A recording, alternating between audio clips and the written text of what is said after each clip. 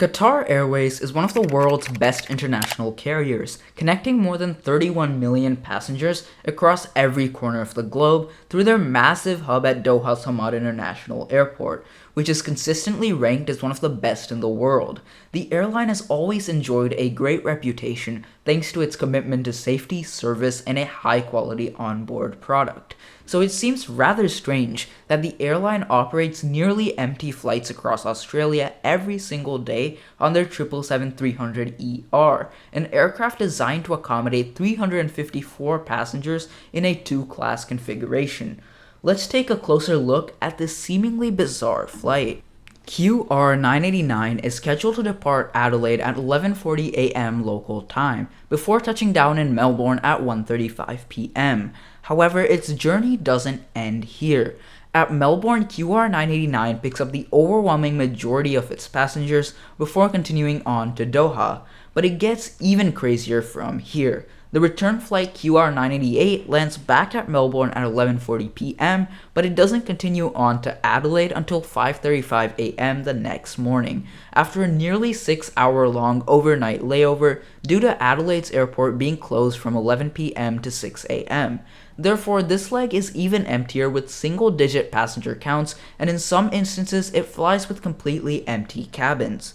There are a couple of possibilities as to why an airline would want to include a stop before reaching its destination, but neither of them make remotely any sense here. Number one would be to refuel, as is the case with Singapore Airlines 777 service from Los Angeles to Singapore via Tokyo and Narita, because the aircraft's range isn't long enough to make the trip to Singapore non-stop. But with Qatar, the stop comes after only a little over 400 miles in the air.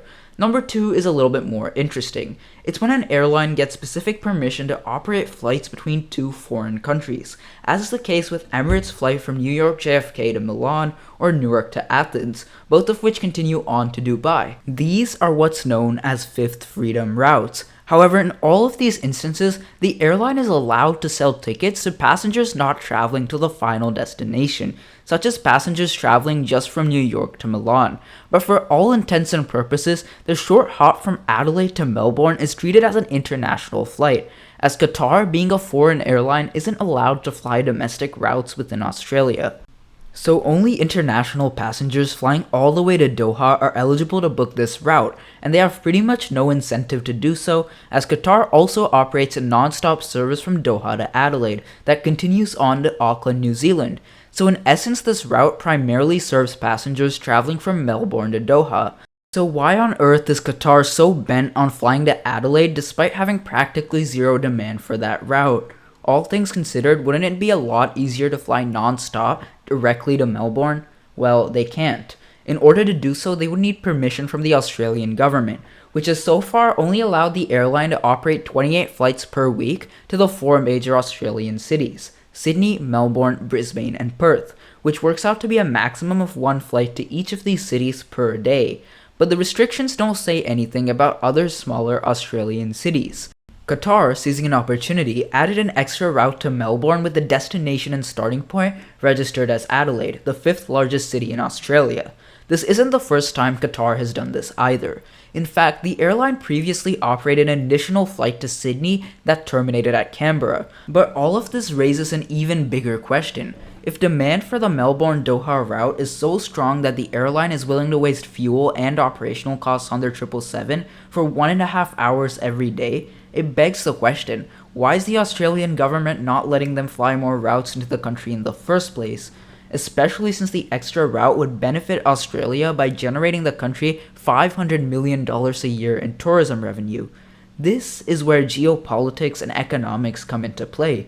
You see, Qatar Airways is run by the state, and the governments of Qatar and Australia aren't exactly the best of friends. While countries like the United States remain unrestricted in terms of how many flights they want to operate into Australia, Qatar has to follow bilateral agreements.